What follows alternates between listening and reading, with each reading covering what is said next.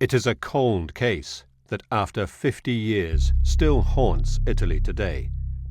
An epic travesty of justice, shrouded in mystery and deception.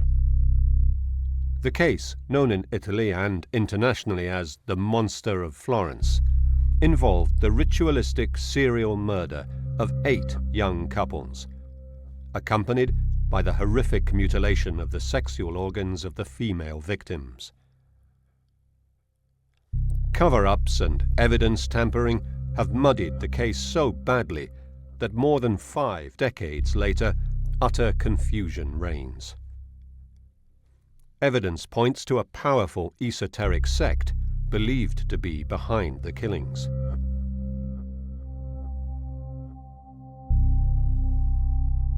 Magistrates, police officers, secret services, the Freemasonry, the highest circles of Florentine society, and 2 high-level magistrates participated or covered for the culprits.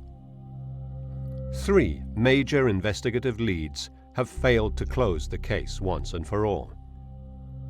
First, a farm laborer, a postman, and a quarry worker, dubbed the picnicking friends, are convicted as the killers, revealing a terrifying subculture of Satanism and sexual perversion in the beautiful Chianti countryside. Then, this chilling phone call opens a whole new lead.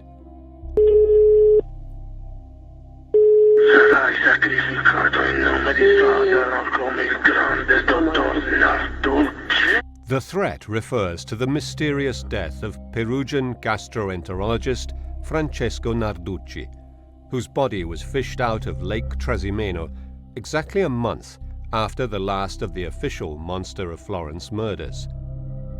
An autopsy, carried out 16 years later, reveals an astounding tale of murder, a body swap, and a cover-up that also involves Perugia's Freemasonry.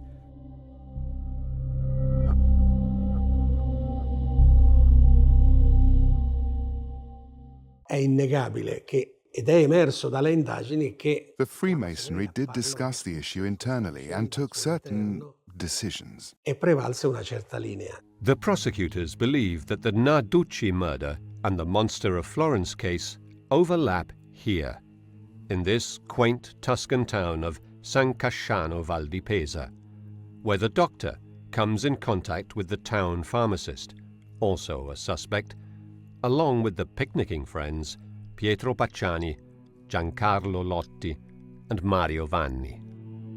The Narducci trail goes cold after judicial delays cause it to lapse under Italy's statute of limitations.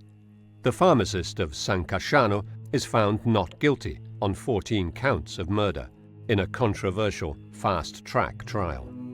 However, a third line of investigation takes shape when investigators turn their attention to a former French Foreign Legion paratrooper named Gianpiero Vigilanti, identified as a suspect right after the last murder, but ignored for more than 30 years. He has a history of violence, already convicted for murder, is a small arms collector who owns a gun like the one used in the monster killings, and is a friend of Pietro Pacciani's. Today, we can reveal documents that were found by investigators 35 years after they were drawn up by law enforcers. Kept hidden for decades, these documents are just the latest proof of the miscarriage of justice, purposeful pursuit of false leads, and cover-ups that have deprived dozens of families of the justice they deserve.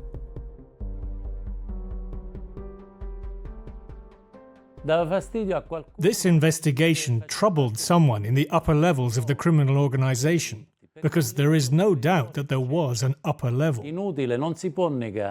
At least 15 other people, in some way associated with the case, are silenced before they can speak, suggesting that the Monster of Florence murders are much more than a series of ritual killings or the work of a single assassin.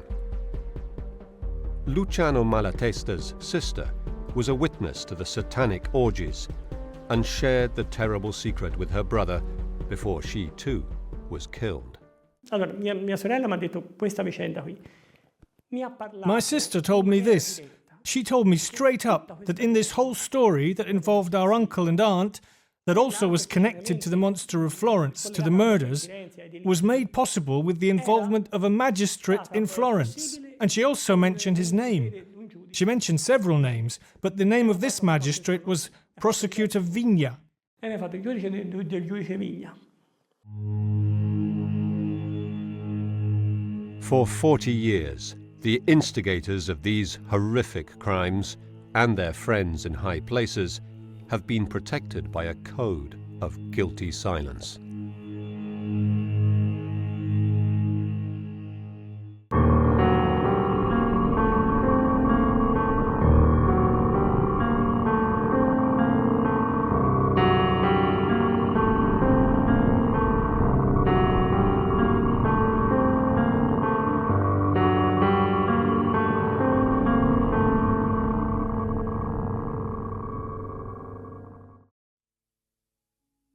Florence, Central Italy, 1981. Young couples still find moments of intimacy on the back seat of their cars in the shady and cool hills around the city. But for some of these couples, the country roads and paths will become a place of terror and death in the hands of a band of hired assassins. But the network of clients that commissioned and paid for the murders and protected the material killers has been kept secret. Today, for the first time, photographs and documents never seen before shed new light on the shocking truth. Michele Giuttari is a decorated cop who fought the mafia in the most dangerous, dark corners of southern Italy. From 1995 onwards, he heads the Florence Criminal Investigation Squad and studies the massive documentation gathered in the case files over the years. Ho dovuto subire anche delle minacce, anche gravi di morte, degli attentati. I received serious death threats. Not least, one morning I found that all 4 tires of my private car had been slashed. Una mattina l'ho ritrovata con le 4 gomme tagliate. Minacce di morte che I received death threats that I have to say I had not received even in previous years when I had investigated and distinguished myself personally as a witness in trials against 'Ndrangheta and Cosa Nostra, the Sicilian mafia. nella lotta all''Ndrangheta e nella lotta a Cosa Nostra, alla mafia siciliana. I asked myself, who did my investigation of possible masterminds threaten? Possibili mandanti.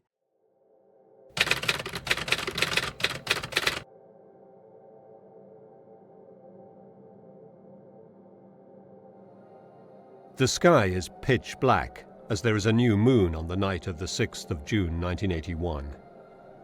This country road, close to the famous Anastasia disco at Mosciano di Scandici, is the place where Giovanni Foggi and Carmela Denuccio meet a horrific end. Their bodies are found the next day by the police, riddled with a hail of .22 caliber bullets, whose cartridges have an H etched on their casing bottoms. Carmela's vagina has been cut out and taken away. The murder hits the headlines. Investigators find a peeping Tom who knows a bit too much about what happened and arrest him. But his wife gets an anonymous phone call and is told that he'll soon be freed. Sure enough, 4 months later, while the peeping Tom is still in jail, Stefano Baldi and Susanna Cambi are murdered at Travelli di Calenzano on October the 22nd, 1981. Susanna's genitals are mutilated and taken away from the crime scene. The killer leaves a size 44 boot print. The peeping Tom is released from prison. It's another new moon. June the 19th, 1982. The monster makes his first mistake. Paolo Mainardi and Antonella Migliorini are making out in the back of their car along the road to the village of Baccaiano, south of San Casciano.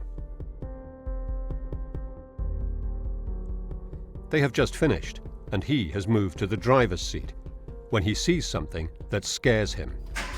He puts the car in reverse, but drives into a ditch on the other side of the road.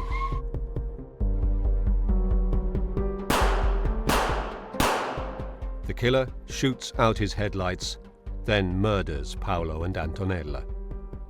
The car is now exposed to passing traffic, so the killer melts into the night without completing his macabre mutilation of the woman's genitalia.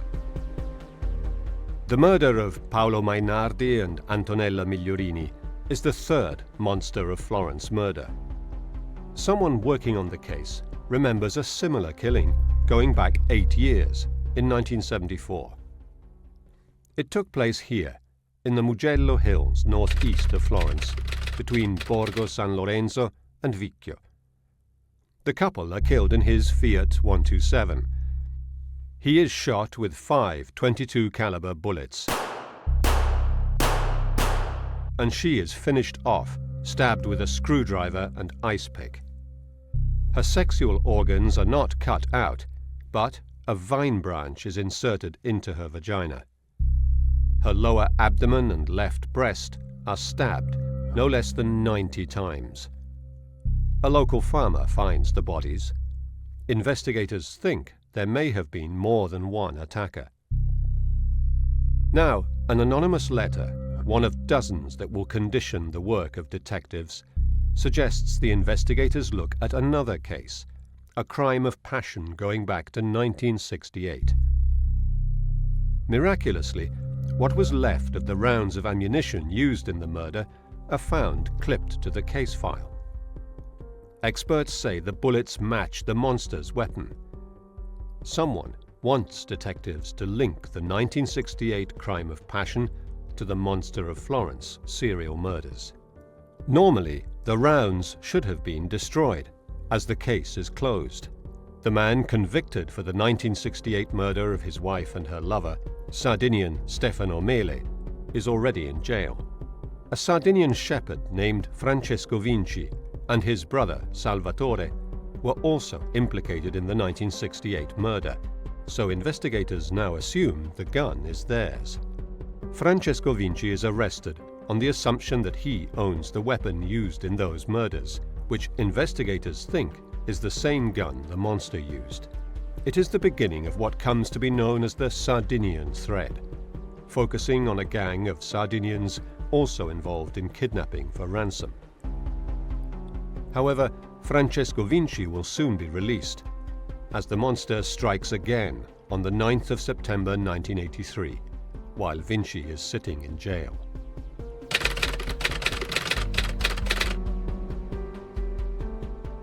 Carefree German tourists Jens Uwe Rüsch and Horst Wilhelm Meyer park their Volkswagen camper in a vineyard in front of the La Sfacciata Villa, north of San Casciano.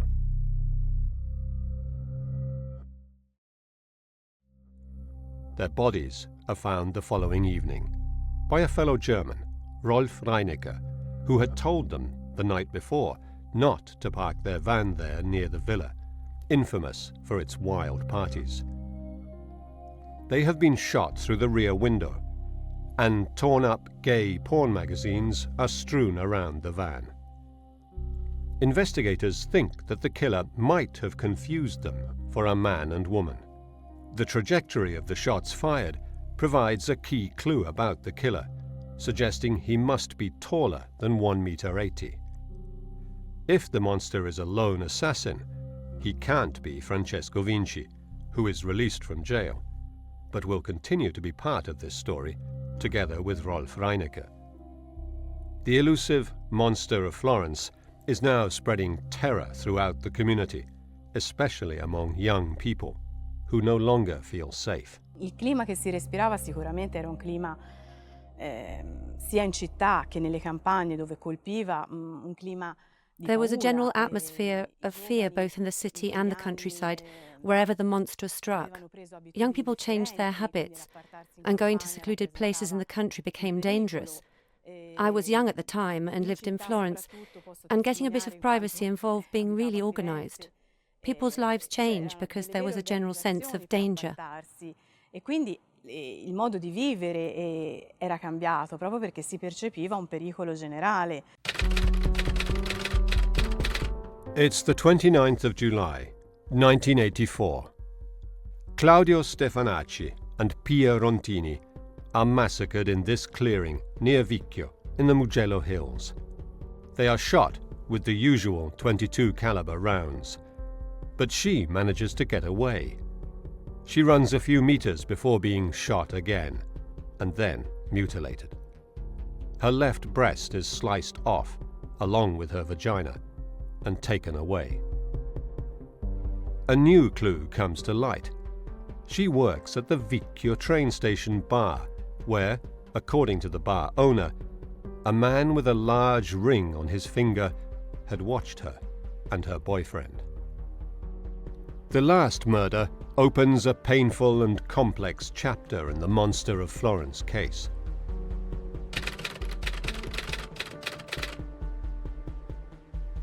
It's the 6th of September, 1985. French couple Nadine Moriot and Jean-Michel Cravechvili have set up their tent in the Scopeti clearing, north of San Casciano. They arrived in Italy on the 4th, and on the 6th are seen at the local country fair at Cerbaia, near to San Casciano. They are attacked while they are making love, the coroner will establish. She is shot dead immediately, but Jean-Michel is an athlete and gets out of the tent despite being wounded and runs a few meters barefoot, but is shot again, and then caught by the killer and stabbed to death. For the first time, the killer hides the body, but there are no signs that he dragged it. He then returns and mutilates Nadine just outside the tent, taking breast and vagina away and then hiding her back in the tent. The bodies are found on the 9th of September by mushroom hunters. The many mistakes made by forensic experts will haunt the case for years to come. 2 bullet heads are left behind, one in the pillow and one in the duvet, only to be discovered more than 30 years later. The woman's body is moved before the forensic squad arrives, and the police miss a blood-stained paper tissue and surgical gloves found later, creating friction among police and prosecutors. The time and even the day of death are questioned. The crime scene is irrecoverably contaminated and the investigation compromised. These are the 16 murders officially attributed to the Monster of Florence, but many other people associated with the case are also murdered. For the first time, Luciano Malatesta speaks on camera. Today he restores frescoes, but he is haunted by what he heard and saw when he lived in the monster's killing fields. He has paid an incredibly high personal price. 4 members of his family died, and his sister, Milva Malatesta, revealed the identity of one of the members of a satanic sect to him, and was about to go public when she was killed. Milva died a terrible death, poor girl. There's no death penalty for the mistakes you make. I can't bear to remember. The kid, too. All these young people died violent deaths. Someone has to get the truth out. But I can say that a powerful machine for mystification and manipulation has been set in motion.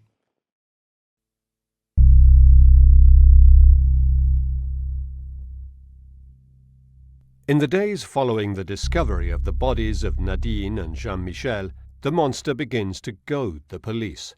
He sends a sliver of Nadine's left breast to Silvia della Monica, an investigating magistrate who, however, is no longer on the case. The envelope is sent from San Piero a Sieve.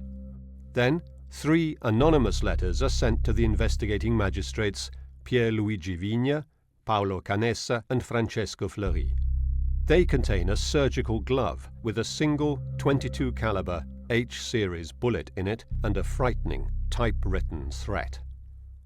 A similar bullet to the ones used in the murders is found in the car park of a hospital at Ponte Nicari in Bagno a Ripoli. Then, the murders suddenly stop, although the investigation continues. The Carabinieri military police, meanwhile, gather thousands of pages of information and create a list of 250 suspects. 2 of these have their homes searched within a week of the last murder at the Scopeti clearing in 1985. Standing at number 31 on the list is Pietro Pacciani, native of Vicchio, but resident in Mercatale. He is violent, a sex maniac, and later will be jailed for repeatedly raping his daughters. Gli omicidi del mostro hanno delle differenze clamorose. The monster murders are very different from anything Pacciani might have done. Se noi andiamo ad analizzare come il mostro... If we analyze how the monster treated the victims, we see that he was completely detached. There was neither mental nor physical contact with them. Cioè non c'era un'attività né mentale né fisica a livello sessuale nei confronti delle vittime.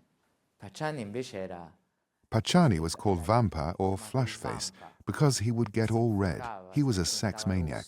He would have touched, he would have raped, he would have taken advantage of the situation, even if he went on to murder. Avrebbe toccato, avrebbe approfittato della situazione, magari prima di uccidere.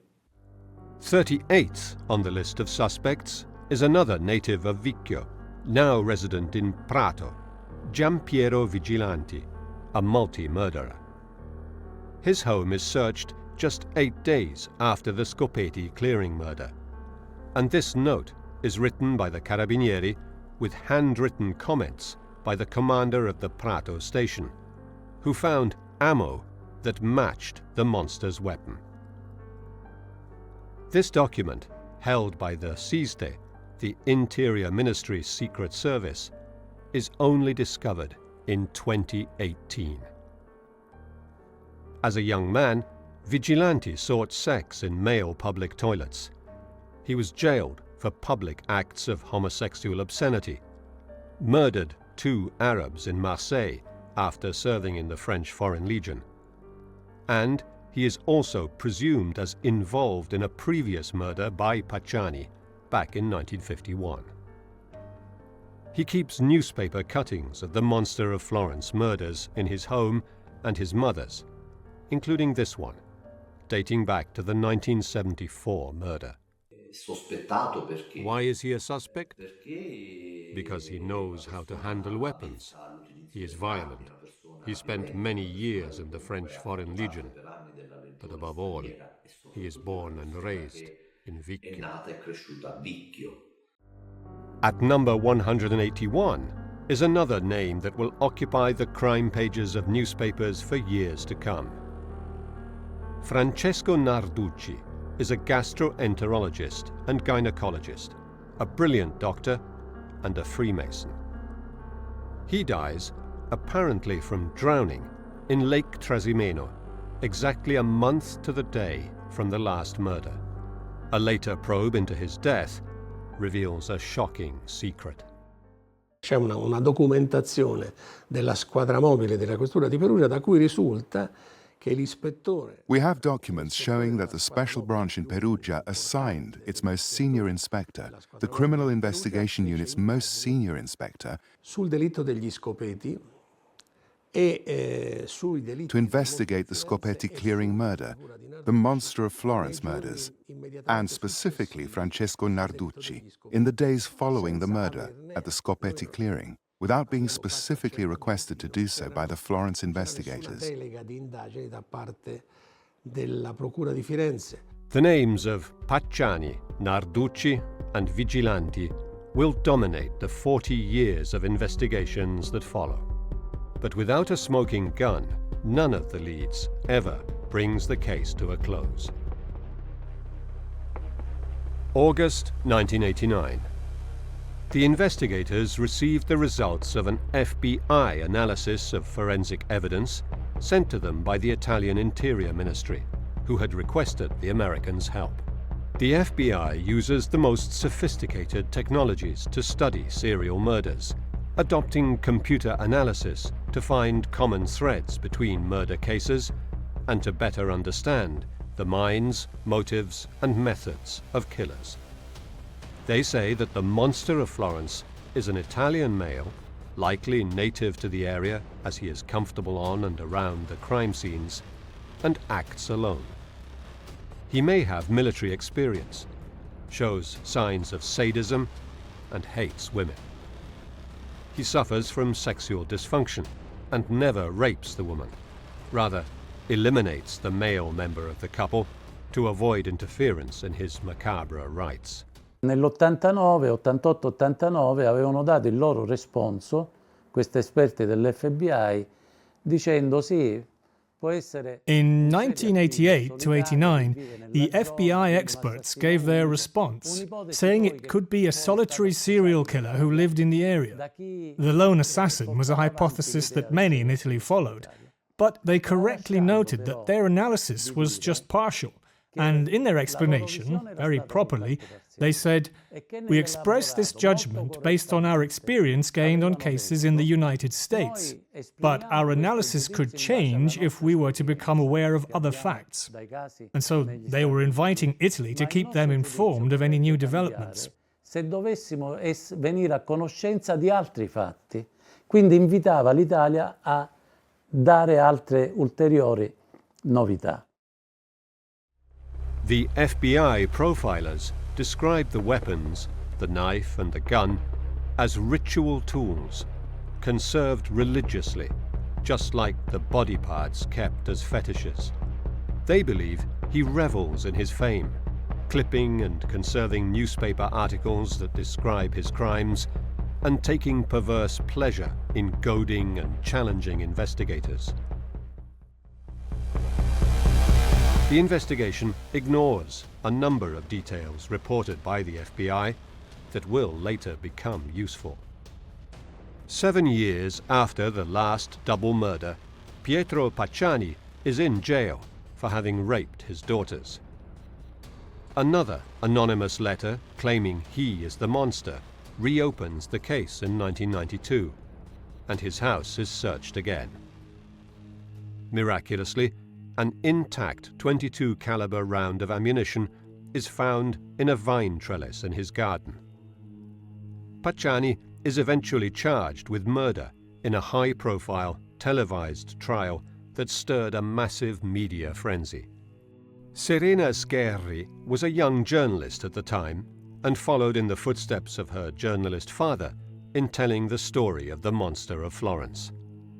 They covered the trial together. Quando c'era appunto il processo, la mattina presto, già in corte d'assise... During the trial in the Florence law courts, people pushed and shoved to get to see the so-called monster. All the people who spoke at the trial described the squalid reality, although the trial did have its light moments, because some of the witnesses were quite funny. Although obviously some of the testimony was terrible and sad, such as when the daughters of Pacciani took the stand. It was a very sad moment. We all felt really sorry for them. Molto crude, molto tristi. Quando vennero sentite le figlie di Pacciani è stato un momento molto toccante dove queste figlie, insomma, facevano realmente pena. The evidence brought against Pacciani includes anonymous letters, the unspent bullet, the Skizzenbrunnen sketchbook that might have belonged to the young Germans, a camping soapbox, violent pornography, and satanic images. Pacciani's lawyers are Rosario Bevacqua and Pietro Fioravanti. Alessio Fioravanti, the son of Pacciani's lawyer, is a teenager at the time.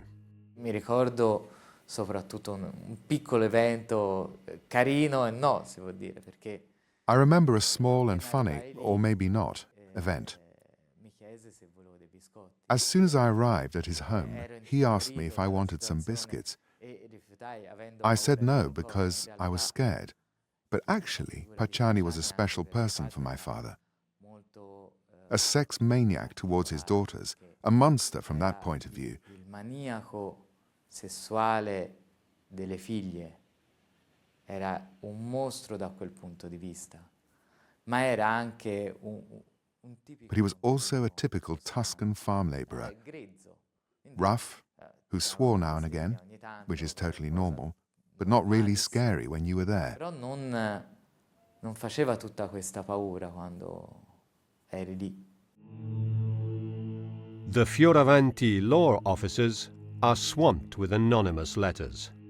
Diciamo che proprio in quel periodo era un continuo tra lettere anonime, tra... Let's say that at that time we constantly received anonymous letters, threats from people who said they were the monster or who knew who the monster was, people who were trying to help in their opinion, and events that directly involved my dad. Once someone unscrewed the front wheel of my dad's car, just up to a certain point, and as he was on the Ponte Indiano, he saw the wheel come off the car. He was driving slowly, and the car just dropped on the side where the wheel was missing and scraped a bit. Vide la ruota proprio che gli partiva e la macchina andava piano, quindi la macchina si è appoggiata semplicemente sulla parte dove mancava la ruota e strusciata un pochino. Among the witnesses are Pacciani's wife and daughters, who describe him as violent and cruel, while another witness confirms that he saw Pacciani with another man in Pacciani's car on the night of the murder, the 8th of September 1985, close to the crime scene. He is the perfect lone killer. His defense counsel try to prove that the bullet, which he denies belongs to him, does not necessarily link him to the murders. It is too new. Later, the Satanic paintings deposited as evidence against him are discovered to be the work of a Chilean refugee artist. Pacciani says that he had found the watercolor pad and the soap box, possibly belonging to the German victims, in a rubbish tip. He claims he is innocent and being framed, a scapegoat. Nel momento in cui Pacciani disse... So when Pacciani said something, if he ever did, what I remember is that he simply pronounced one sentence. Why are you investigating me instead of the famous doctor? My father fought to the end and never gave up trying to prove Pacciani was innocent. He saw something in Pacciani that wasn't the monster. Ha visto in Pacciani qualcosa che non era il mostro. It's the 1st of November 1994, 9 years after the last murder attributed to the Monster of Florence. Pietro Pacciani is handed a life sentence for 7 out of the 8 crimes. Pacciani Pietro colpevole dei delitti a lui ascritti, come in imputazione, e lo condanna alla pena dell'ergastolo con isolamento diurno per la durata di anni 3. The new head of the Florence Crime Investigation Unit, Michele Giuttari, convinced that there is a wider conspiracy, asks for more forensic tests of evidence that had been overlooked and takes a fresh, more clinical look at the documentation. Mi appare quanto mai strano che di un... It is very strange that the case files of a trial, the 1968 trial, that had already been held and had already produced a sentence, so a closed case, that the files still contain bullets used in the crime, when the law says that the bullets used in a crime should be kept in the specifically designated evidence storeroom and not in a case file folder. And furthermore, that when a case is closed and a man sentenced, the law says that the bullets should be destroyed, together with the weapon. So I found this extremely odd, and maybe this is the first great anomaly of this case. Di questa vicenda. The original ballistics report from 1968 describes a swelling at the base of the cartridge shells and the almost total absence of the extractor marks, 2 signs of an old and worn-out percussion chamber. The bullets clipped to the case file did not show either of these signs of wear and tear, but that goes overlooked in later reports. In all these cartridges found at crime scenes, as well as in the case file, extractor marks are clearly visible, and no swelling at the base of the cartridges is mentioned. Either the false cartridges found in the folder were planted evidence, Michele Giuttari thinks, or there may be two weapons. According to Giuttari, there is no certainty that the rounds were fired by the same weapon, nor that they came from the same pack. La serie H non era una The serie H series wasn't a brand that belonged to a unique batch of ammo. caratterizzava una ben determinata partita di proiettile. At that time, all 22 rounds had an H etched on the base of the cartridge in honor of Henry Winchester. Sigla H, in onore a Henry Winchester. Come pure It was also said later that the rounds all came from the same pack. corrispondente al vero, che facevano parte tutte dello stesso pacco di 50 cartucce. Another piece of false information, because some of the bullets were copper sheathed and some were pure E lead. in parte cromati, che non si possono trovare nella stessa scatola. If there is no certainty with regards to the rounds used, then a key piece of evidence against Pacciani, the .22 caliber bullet found in his garden, loses significance. Michele Giuttari thinks that he had accomplices. He follows the money, which the farm laborer from Mercatale had too much of. Lui in quegli anni aveva acquistato in contanti 2 case. In those years, he bought 2 houses, a car, and he bought postal bonds in several post offices in the area around San Casciano, not only in San Casciano. Sometimes on the same day and even shortly before and after a murder. In 2-3 casi, poco prima di un delitto e poco dopo il delitto. Despite the huge amount of paperwork, not all the documentation is delivered to Michele Giuttari. The SISDE, the Interior Ministry Secret Service, opens a case file and begins investigating. But this document remains secret. This report is dated November 1985 and lists all the crimes and the resulting criminal record of Giampiero Vigilanti. Michele Giuttari knows nothing about this note, one of hundreds like it, and continues to search for Pacciani's accomplices.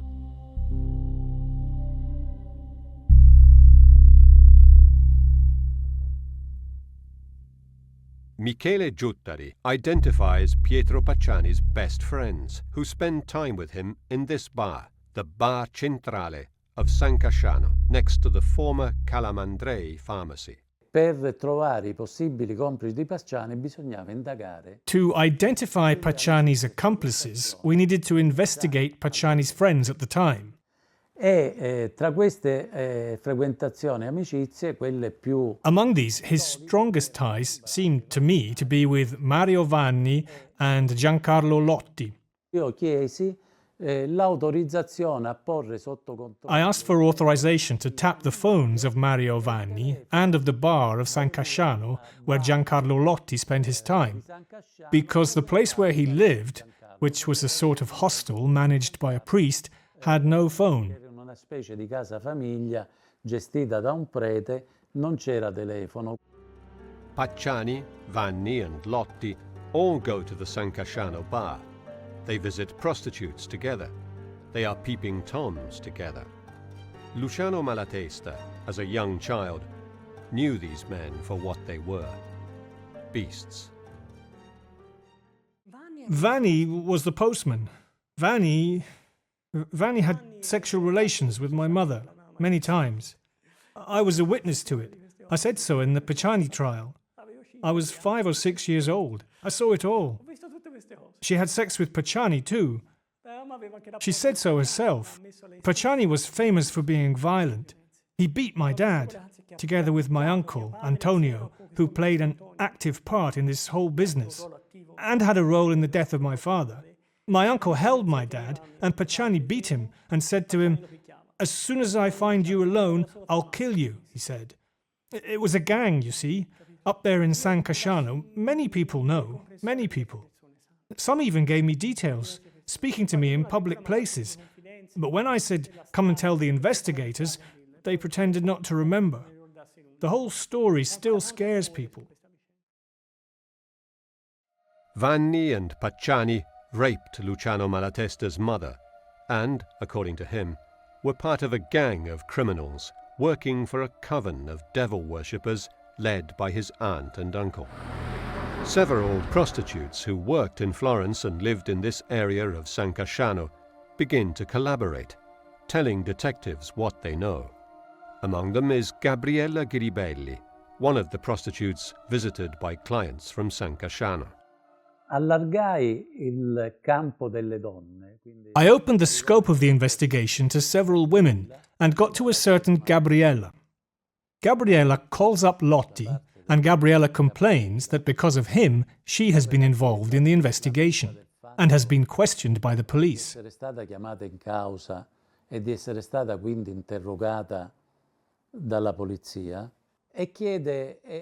Lotti asks her a lot of questions and wants to know, what did the police ask?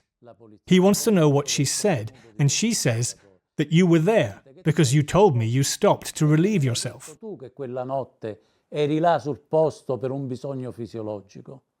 While Commissioner Giuttari pushes forward on the investigation, the Italian justice system delivers a shock verdict. The judge in the Pacciani appeals trial refuses to hear the new witnesses, and on the 13th of February 1996 declares Pacciani innocent. La Corte d'Assise d'Appello di Firenze, sezione seconda, assolve Pacciani da tutte le imputazioni per le quali ha riportato... No, signori! Signori, per favore, silenzio.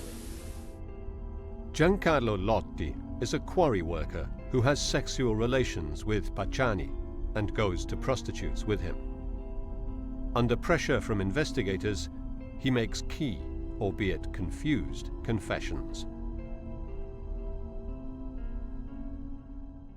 Interrogato da 3 pubblici ministeri, c'era Vigna, Fleury e Canessa. Questioned by 3 prosecutors, Vigna, Fleury and Canessa, he began to confess and collaborate. He spoke of the 1982 murder and then of the 1984 murder in Vicchio, stating that he was the one who identified the couple to Vanni. Fornisce tutta una serie di dettagli per noi importanti.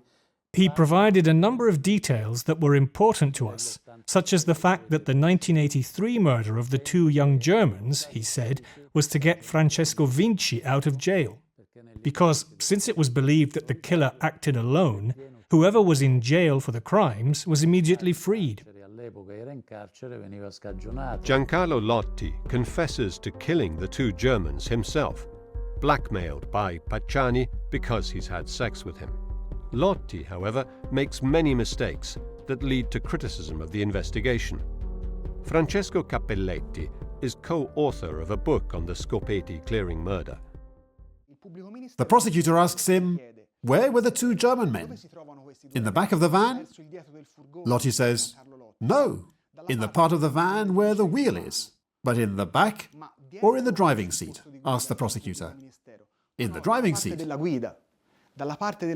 In the back of the van or in the front of the van? In the front of the van. When we all know that the 2 young Germans were murdered in the back of the van. It's an important detail, significant for someone who took part in a murder. You can't forget or get this kind of detail wrong. However, Lotti provides other unknown details, such as how they washed the knife in the Sieve River after the 1984 murder. His description of the last murder does, however, contain contradictions. Lotti confesses that he was the lookout on the 8th of September, the controversial date of the murder established by the investigators, while Mario Vanni cut into the tent and Pietro Pacciani shot through the front of the tent. I ask myself, why does this person tell such lies? Is there ever a declaration by Lotti in the 30-odd depositions he made, there are about 30, in which he says something that is not already known? because the media always covered this case in detail, so the papers spoke of it. And I noticed, I may be wrong, but I don't think so, that not a single detail that Giancarlo Lotti describes has not been covered by the papers. Parla del delitto dell'82 dove aveva fatto lui il palo e indica dove, sul posto dove si era messo. He describes the 1982 murder, where he says he was the lookout. He showed us where he stood and what the others did. And then for the 1985 murder, he provides us with a completely new detail that no one had ever mentioned before, describing the cutting of the tent from the bottom up. For us, this was the most important detail to show that he was a reliable and credible witness. Più importante e sicuro della credibilità e affidabilità di Lotti. None of the killers was fast enough or agile enough to stop the fugitive Frenchman, although Lotti says that he was just 4 meters from where he was struck down. The investigators think there may have been a 4th man, the famous doctor, more athletic than the others, the one for whom the killers left the fetishes on the side of the road, the famous doctor that many witnesses speak about, including Pacciani, who said in his first trial, "Why don't you investigate the famous doctor?" Ci sono state altre persone che hanno parlato di questo dottore che aveva avuto rapporti con l'ambiente di San There are many people who mention this doctor who was seen round San Casciano. Some of these people identify the doctor as Francesco Narducci. Michele Giuttari listens to Giancarlo Lotti and the telephone intercepts for hours and hours. And Lotti's story is confirmed by other witnesses. The picture that emerges from all the testimony is an entirely new scenario of satanic rites and orgies that take place in the villas surrounding San Casciano, such as La Sfacciata, or the decrepit farmhouse belonging to a new protagonist of this story, Salvatore Indovino, known as the Sorcerer of San Casciano. Now the investigators can connect the black masses to the murders and believe the fetishes were used for magic rites.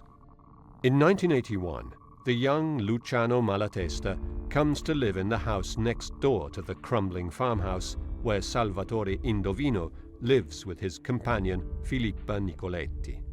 He finds out what goes on inside the house from his sister, Milva Malatesta, who becomes a member of the coven with her husband, Vincenzo Limongi. Io dell'Indovino ho avuto un timore sempre. I was scared of Indovino from the outset. He gave you a feeling of fear. He was scary. I knew he had been in jail, 5 years in jail. That's what Milva's first husband, Vincenzo Limongi, told me. He'd been in jail too and made friends with Indovino. He wore dark glasses and looked like a violent character. His house was a mess, and when you went there was a staircase, and on the right was the kitchen, and on the left a room that was closed, okay? It was all dirty, all messy, you see? Once, by mistake, I tried to go into the room on the left, and Filippa caught my hand and said, "You must never go in there." Questa qui è della stanza a sinistra e subito mi prese la Filippa. No, qua non ci deve andare, mi disse. According to Luciano Malatesta, the black masses were held elsewhere, places where his sister Milva met Florentine high society, powerful people who owned villas surrounding San Casciano, who were untouchable. She told him that among those present was the future anti-mafia commissioner, Pierluigi Vigna. Ma c'erano delle persone importanti di Firenze. There were important people of Florence there. Vigna, Calamandrei, my uncle and aunt. E delle persone importanti di Firenze. Dice che praticamente si mettevano un cappuccio nero. And they wore black hoods, passed a cup full of blood around and held orgies, had sex. She mentioned a schoolmate of mine from elementary school and said he took part in the rites. And I was shocked. How is that possible? I said. He's my age. At that time he was a child. Were there children too? Yes, there were children. Ma che c'erano anche bambini? E lei mi disse sì, c'erano anche dei bambini. The picture that emerges from the investigation is terrifying. A death squad that included not only Pacciani, Lotti and Vanni, but also possibly the Vinci brothers, worked together with prostitutes of the area for a network of rich Florentines who participated in sinister magic rites. Milva was not the only woman to identify prosecutor Vigna as a member of the sect. Several witnesses describe Luciano Malatesta's aunt as the priestess and Salvatore Indovino as the high priest, who also took care of the practicalities. Among the witnesses to the rites is prostitute Gabriella Ghiribelli, whose clients came from all social classes, from the labourers Pacciani, Lotti and Vanni, to well-to-do professionals of San Casciano in Florence. Just as Pacciani is about to be retried, based on confessions from his fellow picnicking friends, the story takes another disturbing twist.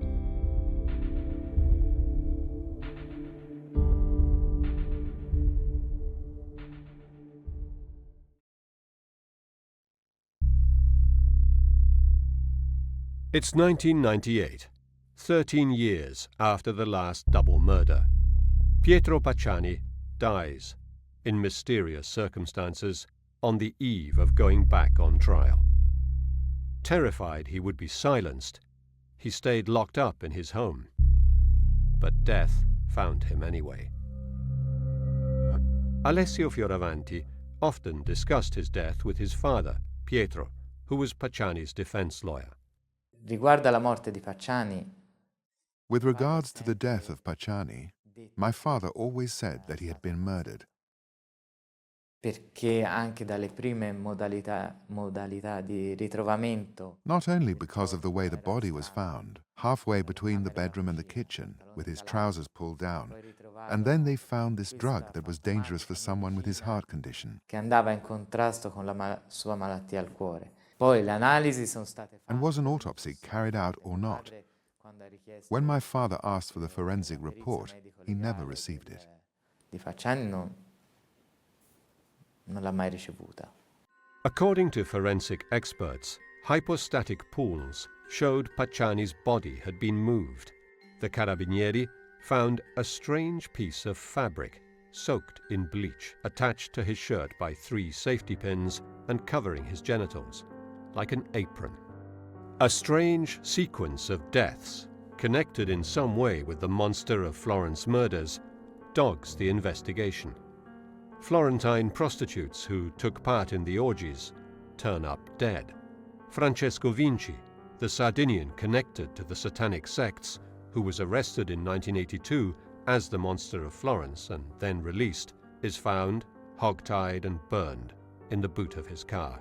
Milva Malatesta's husband, Vincenzo Limongi, is found hanged in his cell the day before he is to be released. Milva Malatesta, Francesco Vinci's and Salvatore Indovino's lover, who also took part in the rites, is burned in her car, along with her 3-year-old son, Mirko, a few weeks before Pacciani is officially indicted. Io penso lei volesse parlare. I think she wanted to speak out. She realized she'd been used. She'd made big mistakes. First, Limongi was killed. A number of people died. So she realized that she was in danger and had to speak. Che ha capito anche lei molto probabilmente era in pericolo. E lei voleva parlare. Quando, ad esempio, si indagava su Pacciani e stava per essere rinviato a giudizio. When they began investigating Pacciani and he was about to be indicted, within 10 days of each other, Francesco Vinci and his shepherd assistant are found hog-tied and burned in the boot of his car. Nel bagagliaio della macchina, e Milva Malatesta. And then Milva Malatesta and her 3-year-old son are also burned in her car. Anche lei bruciata in auto.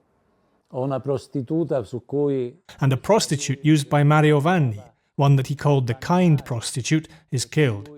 These are all deaths that in some way are connected to the case. Sono tutte morti che in qualche modo hanno avuto a che fare con questa vicenda. Chi è passato di lì dall'Indovino ha perso la vita. Whoever came across Indovino died. Milva died in that horrible way, and she told me these things, so I imagine what terrible things must have happened in that house. And if they didn't actually happen there, they were organised there. Limongi too died in strange circumstances. He died the day before he was due to leave jail. They found him hanged with his 2 feet touching the ground. He too, in a way that we've seen before. So he dies too. Whoever was in contact with Indovino came to a terrible end. Ha avuto una fine terribile. Worse yet, the young Luciano Malatesta finds out that the man investigating his sister's death is, in fact, the man she saw at the Black Masses. Vide arrivare questa persona alta. Once, I saw this tall man arrive. He was smoking, and he started talking to my aunt. I was going away with my bag to wait for someone who was going to pick me up. I went past him, and he did everything he could to hide his face. Then, years later, I was talking to Prosecutor Vigna, and we were waiting for Dr. Canessa to arrive, and he lit a cigarette and began to smoke. He looked at me and grit his teeth, and so it came naturally for me to ask him, "But you knew my Aunt Maria." And he said, "Shut up!" He said, "Shut up!"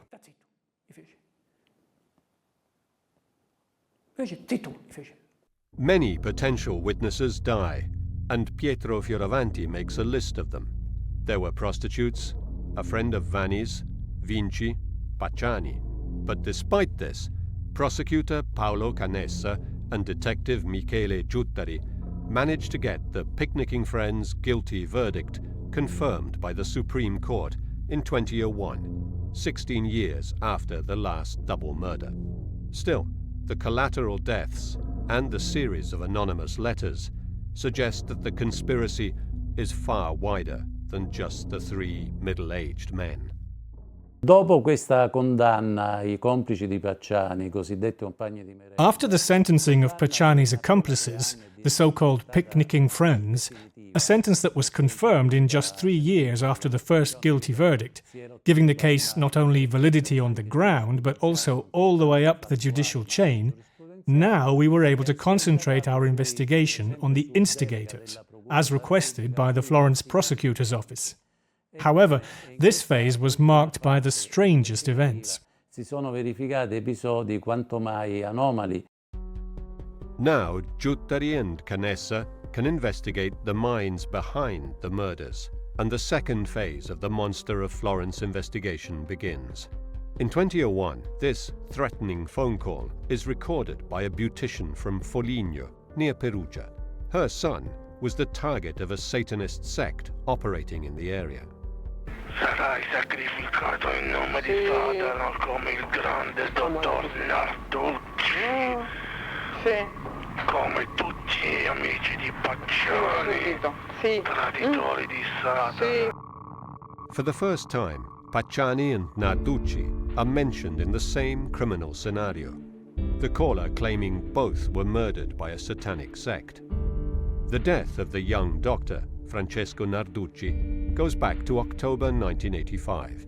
Handsome, a member of Perugia's high society, and popular with his patients, Narducci dies in strange circumstances exactly a month after the last Monster of Florence murder.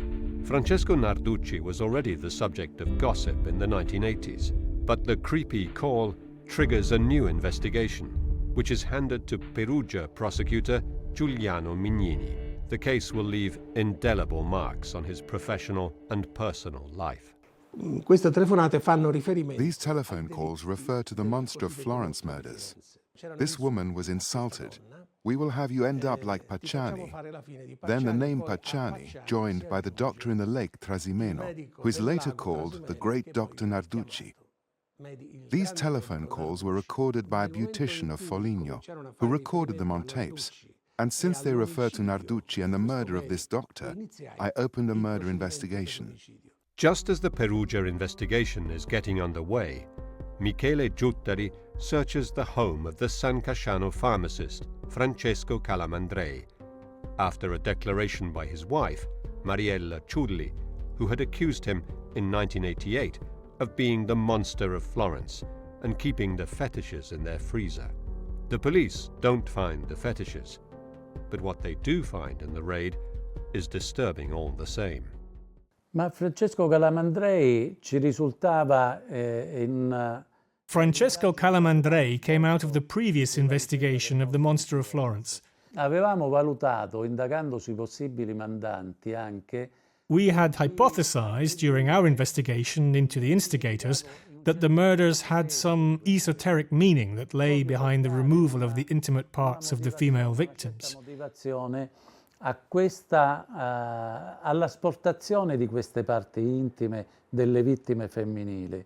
And we found that there was, in fact, a certain sense of perversion in the documents, magazines and other material we found in the home of the pharmacist. Nella documentazione, nei documenti, in libri, in riviste che avevamo avuto modo di acquisire nella perquisizione al farmacista.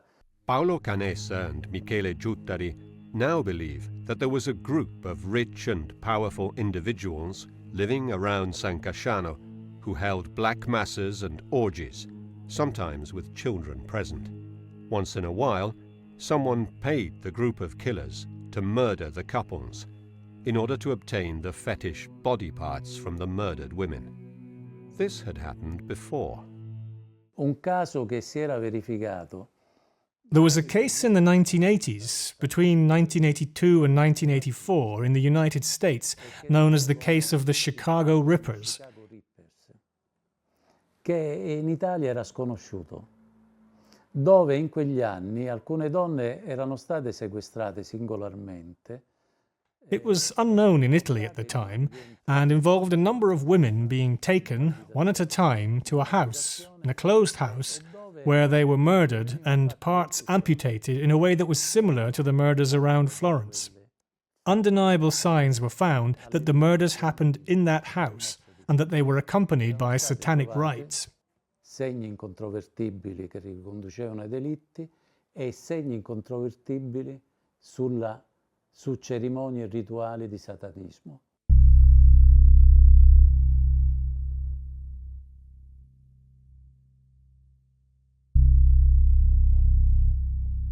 Lake Trasimeno, Umbria.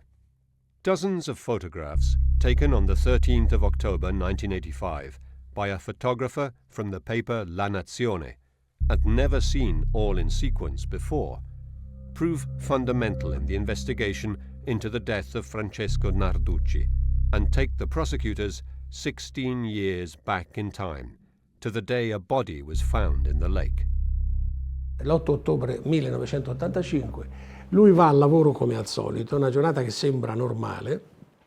It is the 8th of October 1985. He goes to work as usual, and the day seems normal. But the doctor receives a telephone call and he goes down to Lake Trasimeno, where his family had a villa. He takes a boat that he kept at the jetty at San Feliciano and heads towards Polvese Island, and then disappears. San Feliciano si dirige verso l'isola Polvese e lì scompare. The body found in the lake is identified as Francesco Narducci, a Perugian doctor whom many suspected of being linked to the Monster of Florence killings. Viene recuperato alle 7:20 del mattino. A body is recovered at 7:20 in the morning on Sunday the 13th of October, and it is recognized as Narducci's.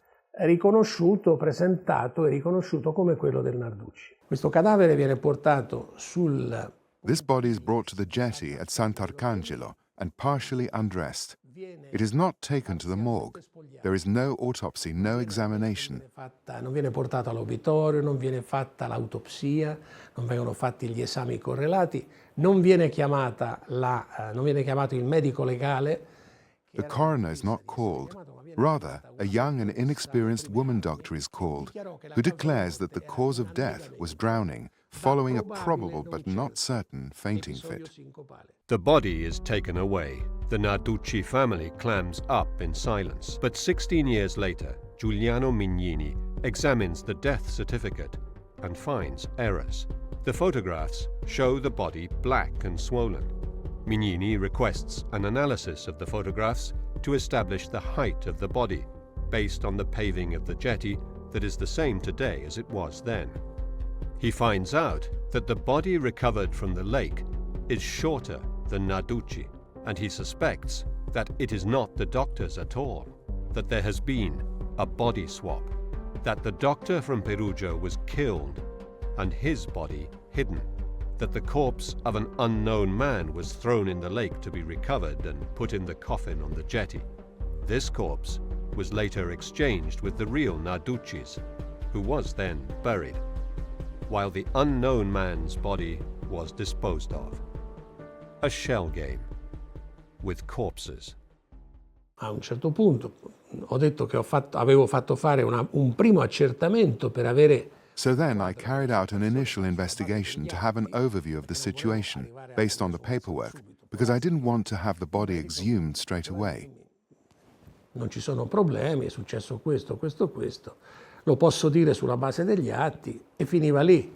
The coroner could have said, there's no problem, this could have happened or that. Instead, Professor Pierucci, the head of forensic medicine, told me that he needed to carry out an autopsy, because on the basis of the paperwork alone, anything could have happened. Non si poteva escludere nulla. Despite the opposition of the Narducci family, Giuliano Mignini calls for the exhumation of the body, although he is ridiculed for believing that there could have been a body swap. It is 16 years after the body was found in the lake, but science doesn't lie. E nel momento in cui si è aperta la bara, io mi ricordo. As soon as we opened the coffin, we realized that the body found in the lake could not have been the same one. Perché il cadavere ripescato era senza capelli. The body recovered in the lake was bald, had a big head, had a big belly, con una circonferenza addominale piuttosto pronunciata, mentre il Narducci appariva. While Narducci had all his hair, a narrow skull, a 48 small-sized trousers that were big enough to allow for the presence of a sort of apron. Pantalone 48 small, perché portava, che era talmente larga per lui da consentire la presenza di una specie di grembiule. Francesco Narducci was throttled to death, and the body found in the lake passed off as his, although it was another, unknown man. The coroner, Pierucci, has no doubt. Le conclusioni sono molto chiare. The conclusions are extremely clear. He said, we have the clear breaking of the upper left-hand horn of the thyroid cartilage. That's to say, an object that is up here, more or less. E questa rottura è stata determinata da una. And he said that this breakage was due to pressure exerted over 1 centimeter, 2 centimeters, locally exerted and growing in power. Crescente, intenzionale, perché se è crescente deve essere intenzionale. That was intentional, because if the pressure increased, it was intentional. So the victim was murdered by throttling, and that's what Narducci died of. Omicidiaria da parte di terzi con strozzamento, e il Narducci è morto per questo. Like Pacciani, Narducci has a piece of cloth covering his lower abdomen. The meaning of the strange apron has never been completely clarified, but Mignini commissioned research that determined it was linked to Freemasonry. Questo telo esprimeva una ritualità massonica arcaicizzante. The apron was part of an archaic Masonic rite, inspired by Egyptian symbology. Come se questa persona fosse stata degradata. And was punitive, as though that person had been degraded in a ritual context, according to our expert. In un contesto rituale. A quel punto, una volta che è emerso tutto questo, io non potevo pensare. So once all this had come out, I couldn't believe that all the authorities present were unaware of the travesty that was going on, so I indicted them for a number of felonies. Non fossero consapevoli di questa messa in scena, e quindi li ho incriminati per tutta una serie di reati. Investigating the death of Francesco Narducci, detectives discover he was often at San Casciano. His father-in-law owned a cake factory at Sambuca Val di Pesa, where the whole Malatesta family worked before moving to San Casciano. When he was a child, Luciano often spent time with his aunt Maria Mugnaini, who, it has been said, was the center of the coven. Un giorno stavamo per partire per andare a Firenze. Okay? One day, we were going to Florence. We were in the car, and we'd just got in when a car drew up behind us. And she saw this car that drew up behind, and when she saw it, she smiled. "Look who's here," she said, and got out of the car. And Narducci got out, who was very young, and they kissed and embraced tenderly. They were very tender. I thought to myself, what, she has a young lover? C'era molto affetto, c'era molta convivialità. Il mio ricordo fu, ma che c'ha un amante giovane? Poi lei, quando salì in macchina, mi disse. And then, when she got back in the car, she knew that I wanted to study medicine, that I loved medicine. He's a doctor. He's a very good doctor. She was enthusiastic. That's what I remember, the young lover. Però, ecco, il mio ricordo è questo, l'amante giovane. Narducci was recognized by many witnesses involved in this case of the Monster of Florence. According to them, he was a good friend of Francesco Calamandrei.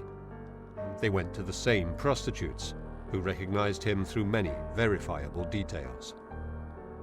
One of the prostitutes present at the orgies recognized a chain he wore.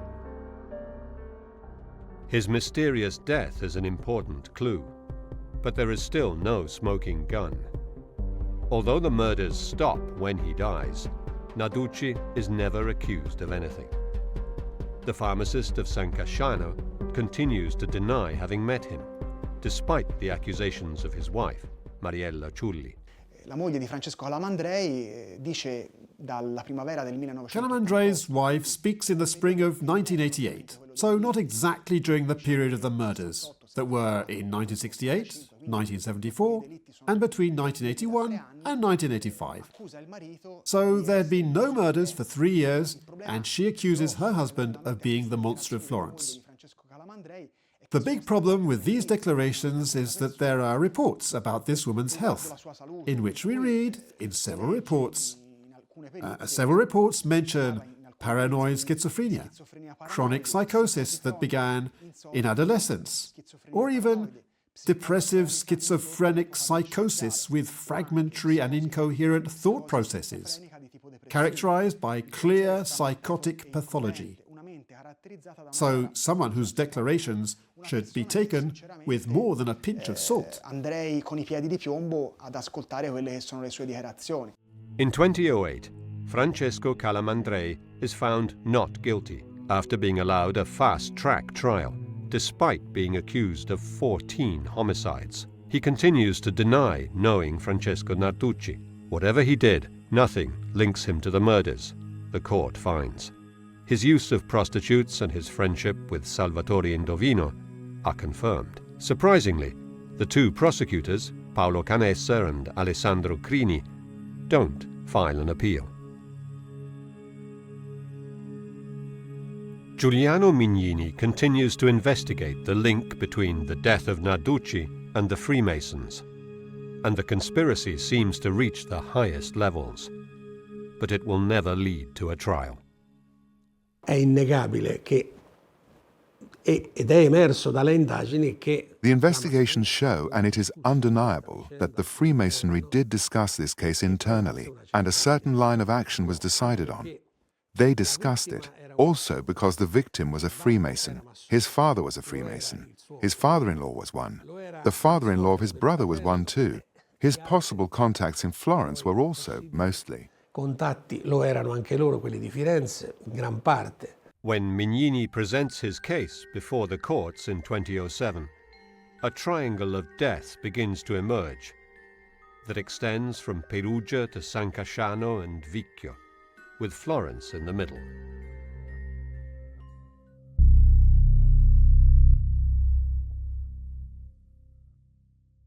The Narducci case falls under Italy's statute of limitations after suspicious delays in the sentencing process. But the claim that Narducci was indeed murdered and his body swapped with another is accepted. Una partecipazione diretta del Narducci ai fatti fiorentini. We can't have any absolute proof that Narducci was part of the Florentine case because evidence should have been collected while Narducci was alive at the time. Quando Narducci era in vita all'epoca, Narducci è morto. Narducci is dead. But why was he murdered? Why was his murder covered with another murder? Ecco, su questo the only steps forward that we could take would be to discover who had any interest in falsifying his death. Che era possibile fare sarebbe stato quello di individuare chi ha voluto favorire questa falsità di morte. The case is now at a dead end. Again. 22 years have gone by since Nadine Moriot and Jean-Michel Kareshvili were murdered. The anti-monster squad is closed down, but Giuliano Mignini lobbies to have the Serial Crime Investigation Group created in 2004. Working from this building known as Il Magnifico, Giutteri and his team ask for more forensic tests, in particular on the items found by a passerby closest to the Scopeti clearing a few days after the murder. In un faldone del pubblico ministero, my men find, in one of the Florence prosecutor's files, a plastic bag containing a blood-soaked handkerchief and a couple of surgical gloves. Intriso di sangue e un paio di guanti da chirurgo. Scrivo tutto l'esito di questo rinvenimento e devo dire che questo mio atto I inform the authorities, and I have to say that this irritates the Florentine prosecutor, who doesn't appreciate my interest and says, "This has nothing to do with the case. It could be a false lead. Anyway, what do you want to do? Investigate me?" Ma poi che fai? Vuoi indagare su di me? Giutteri requests a DNA analysis, a test that was not available in 1985, but never receives the results. Only years later, with a completely new investigative lead and a new prosecutor, is it revealed that the blood belongs to the victims, a detail that raises even more questions, because their blood groups, A and O, are different from the one originally reported to have been found on the handkerchief, which was blood group B. Then, the unthinkable happens. Alerted by his boss that he has been ordered not to investigate certain important people, Michele Giutteri tells Giuliano Mignini, who indicts the head prosecutor of Florence for interfering with the course of justice. All hell breaks loose between the two jurisdictions. The prosecutor's office of Florence now accuses Mignini and Giutteri of abuse of office, and all the case files related to the murder of Francesco Narducci are confiscated. The case is blocked for 7 years due to this conflict between prosecutors. None of the Florentine prosecutors accepted our invitation to be interviewed. Il PM di Perugia, Mignini, ed io nel mio ufficio. The Perugia prosecutor Mignini and I, in my office, are searched by the Florence prosecutor's office under the suspicion of abuse of power. Con ipotesi di abuso d'ufficio per alcune intercettazioni che avevamo eseguito e che stavamo eseguendo. Due to certain telephone intercepts that we were carrying out on behalf of the Perugia judges. And on that occasion, all the documentation regarding the death of Francesco Narducci was confiscated. Che riguardava la morte di Francesco Narducci. Although the case files are returned after appeal to a higher level, the case is stopped in its tracks. Mignini, Giutteri and the Florence chief prosecutor are all found not guilty of misconduct 7 years later. It is the end of the Narducci Calamandrei investigative lead, and the end of the search for the instigating masterminds behind the Monster of Florence murders. While the investigators are infighting, Mignini and Giutteri find out that someone else is interfering with the investigation, trying to reignite interest in the disproved Sardinian lead that was abandoned in 1989. Il primo più grande depistaggio, da quello che ho potuto capire già. The first and biggest deviation of the investigation came, as I began to understand from reading the documents, when in 1982 the so-called Sardinian investigative thread originated, when it was believed that the bullets used in the 1968 murder were fired by the same gun as in the Florentine double murders. Una identità di proiettili dei duplici utilizzati nei duplici delitti fiorentini con quelli utilizzati nel delitto del 68. Mario Spezzi was a veteran Monster of Florence chronicler who worked as a journalist at La Nazione. Angered by the police search of the home of his friend Francesco Calamandrei, he sets out, with famous American crime writer Doug Preston, to prove that the son of one of the Sardinians investigated in the 1980s was in fact the monster. His devious plan to plant evidence to prove his theory is foiled, however, when his phone is tapped by the investigators, and he is arrested and accused of interfering with the course of justice and defamation. Preston leaves the country in a hurry. La pista sarda è una strada che The Sardinian lead is an investigative thread that died out for everyone, but not for Mario Spezzi. Mario Spezzi wrote and was accused and condemned for interfering with the course of justice because either he was convinced of his theory or he was involved.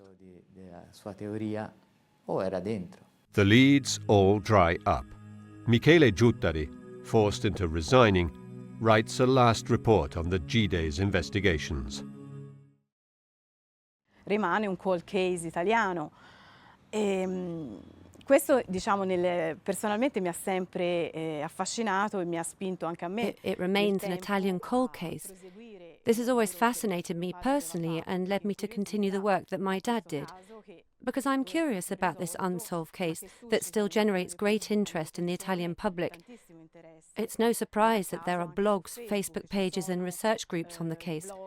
People like to know the truth. Le persone amano sapere la verità.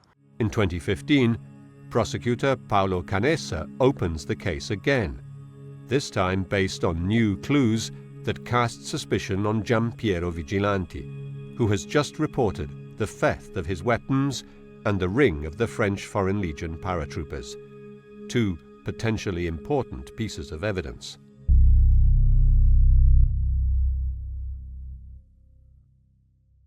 Giampiero Vigilanti spent 5 years in the French Foreign Legion and has a criminal record, including murder and causing bodily harm.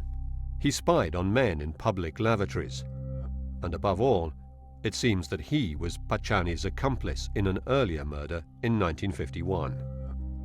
Vigilanti's name is number 38 on the famous list of suspects of 1985, and his name has already come out during the first Pacciani trial. His home had been searched in 1985, and 176 Winchester .22 caliber rounds were found, as well as a .22 caliber high-standard automatic that he used for target practice, holding a regular gun license. I can say, in light of all the documents that I have read, that for sure Giampiero Vigilanti had a role in this case. I can say it because Giampiero Vigilanti was number 38 in the list of monster suspects. Pacciani was number 31. 8 days after the last double murder, the Carabinieri knock on his door, and in the search warrant, we read that he is considered someone who is involved in or identifiable as the Monster of Florence. When the news that he was under investigation comes out, Gianpietro Fiore of Giallo magazine goes to see him. Lei se la ricorda quella sera? Che cosa stava facendo in quella zona? Era andato con Narducci a fare un giro? Sì, si andava a fare un giro in macchina, ma nulla di particolare. For many, Giampiero Vigilanti fits the FBI description perfectly. He is tall, has military experience, is cold, misogynous, and knows the area well.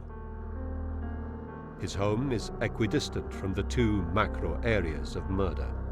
He clipped newspaper cuttings about the murders and shows little respect for the investigators, even bragging about how they never got anywhere. A me non mi hanno mai fermato neanche un quarto d'ora. Sì, ma dico nella peggiore delle ipotesi che in carcere... Non mi fa più nulla, no. Non può andare, voglio dire. L'ha detto il giudice anche. Cosa? Canessa. Non ha risolto nulla anche lui. Ogni tanto chiama, saluta. E venivano a prendermi, lui mi telefonava il giorno prima se io potevo andare giù. E io andavo la mattina all'8, venivano a prendermi e mi riportavano la sera verso le 5. Despite all these clues, he also had a car that was similar to one seen close to the crime scene of October 1981, the ammunition boxes and the gun collection, and his criminal record for murder. Gian Piero Vigilanti is not officially investigated until 2017. In 2019, after the new prosecutor, the same prosecutor who confiscated Giuttari and Mignini's documents in 2007, called for the shelving of the investigation, this photograph was leaked. It is a print in the mud of a size 44 boot, with a tread similar to the one on French army boots. The document, dating back to 1985 and found only in 2018 in the Secret Service files, is also revealed. When Vigilanti's home is searched, he has a newspaper cutting of the 1974 murder, and then cuttings of all the others.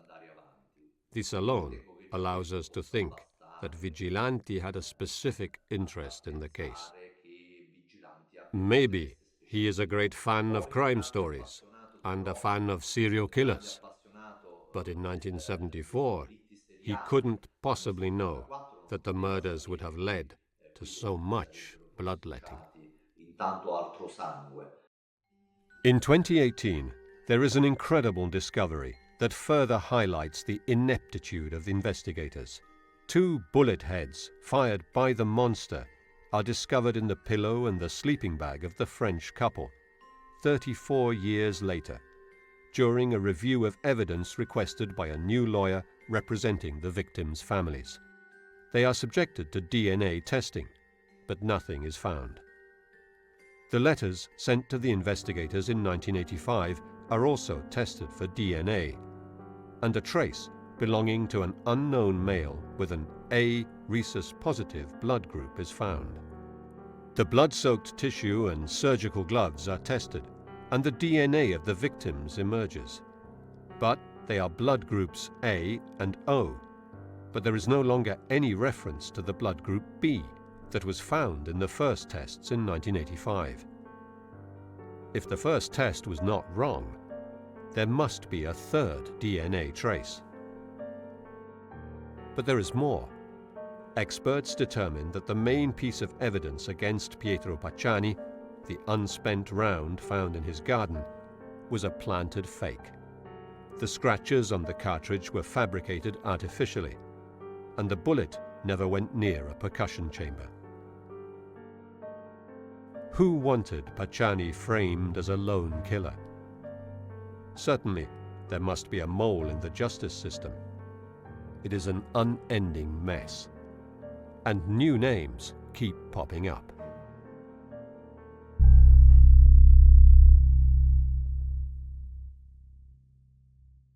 Geographically, the murders form an arc running from northeast to southwest of Florence, while the distance between Mercatale and Pacciani's home to the crime scenes of 1981, 1982, and 1983 is just a few kilometers.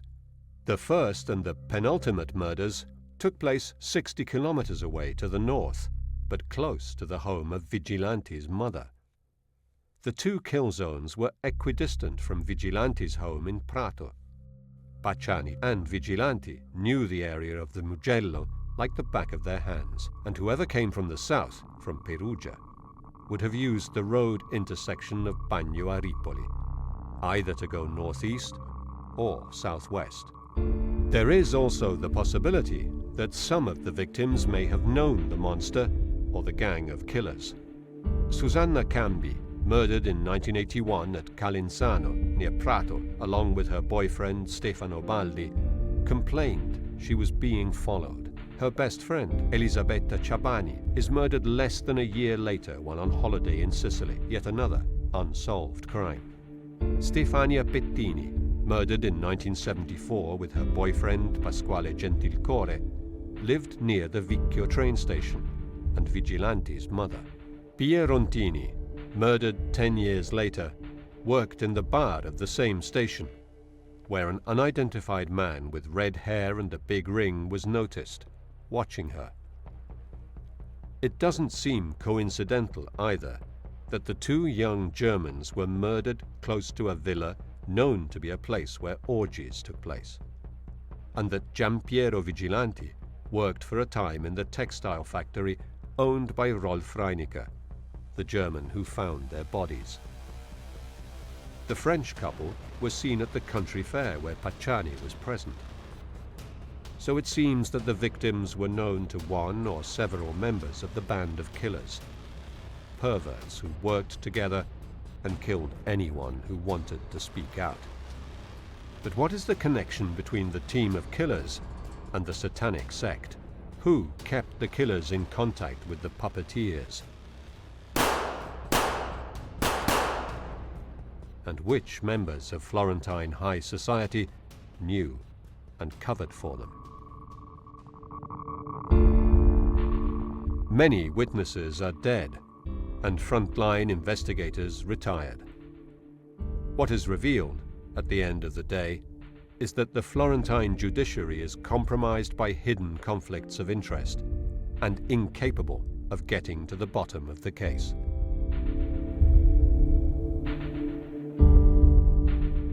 L'ultima minaccia addirittura era giunta a casa mia. The last death threat came to my home.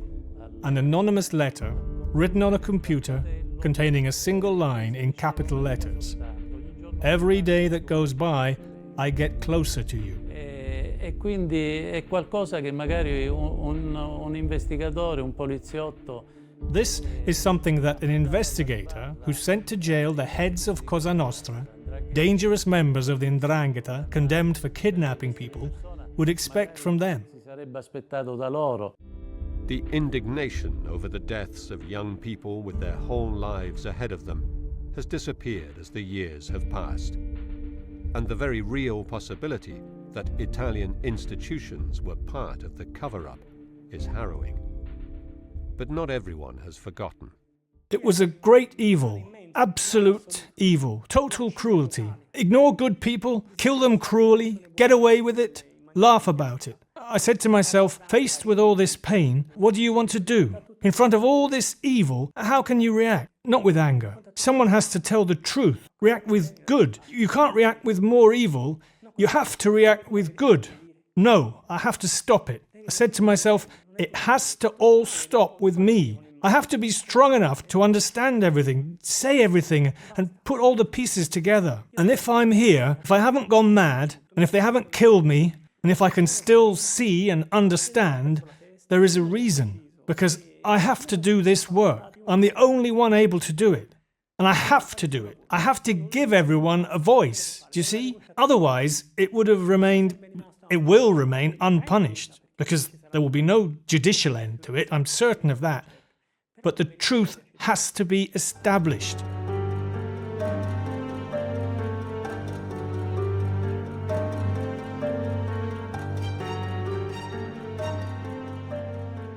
The city of Florence seemingly cannot face the ghosts of its past with a clean conscience. To shed light on the dark secret it has hidden for more than 40 years.